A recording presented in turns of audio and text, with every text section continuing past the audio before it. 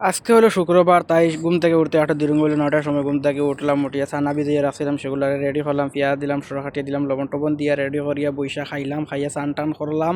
স্নান টান করার শেষ ম্যাডামে কল দিছে, আজকে হচ্ছে শুক্রবার, কর আমারে জুম্মার যাইতেনি। তো কইছি জুম্মার যাইতাম, করনো আইও, আমার ফুলাফাইন চিন্তাছে কর জুম্মার যাইব। তো ম্যাডামের কল দিল যখন, তো আমি যাওয়ান ধরছি, এখন মসজিদে যাইমু। তো ম্যাডামের বাড়ির নিচে আইলাম, আইয়া কল দিলাম, তো ম্যাডামের ছেলে লামছে, তখন তারে নিয়ে আমি যাই মসজিদও যাওয়ার উদ্দেশ্যে রোয়ানা দিলাম। তো গাড়ির দরজা টরজা করলাম, লইয়া তারে দিলাম রোয়ানা। দেখতে পারতাছো কি পরিমাণে রৌদ্র উঠছে।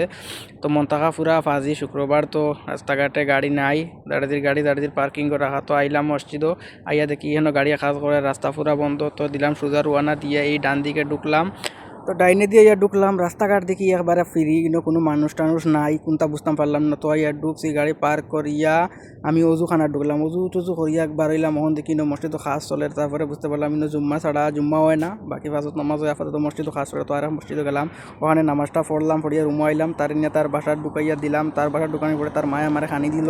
তো তার মায়ের খানি দিল, দেখাই আপনারা, এটা হচ্ছে মিনি পিৎজা, দুইটা পিৎজা, ছোটো ছোটো পিৎজা দিছে, দিয়া করা আর কোনটা লাগবে না। ইমরান কইছি জি না শুক্রান, আর কোনটা লাগতো না, ধন্যবাদ। তো আমি চলে আইলাম একটানে রুমো ইয়া কিতা করতে হইব, বেল বাজি গেছে একটার উপরে, এখন গাওয়া বানাইতে হইব, কারণ আজকে শুক্রবার কফি লাগবে, কফিলের বাড়িটাই সব আইবা। তো আমি আইলাম, আইয়া সর্বপ্রথম ফানি বইলাম, গরম এটার মধ্যে ফানি, এরপরে চালাইলাম টিভি, চালাইয়া এটার মধ্যে স্মার্ট হেল টেল দিলাম, দিয়া সাফারান দিলাম, দিয়া লাড়া তোড়া দিলাম।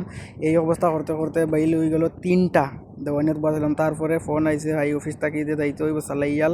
এখানে আইলা, তারা খাওয়া দাওয়া করলা, তারপরে রাত্রের ডিউটি শুরু হইলো। রাত এখন বাজে প্রায় 10:30। তো এখানে হইলো ম্যাডামের বোনের বাড়ি, এখানে তার সন্তান, ম্যাডামের বোনের সন্তান খাদ্দামাঠ লামাইলাম। এখানে লামাইয়া উবাত আমার ঘরের খাদ্দামাও লামছে, জিনিসপত্র বেশি আছিল, তো ওগুলা দিয়া আর এত উশৃঙ্খল খরইনারি গাড়ি যাবলাম আমার ঘরের বাইয়েন সব এখন। তো আমার আবার খান মন পর্দা ফাটাইছেন। তো আজকের ভিডিও তো কেমন হইলো কইও।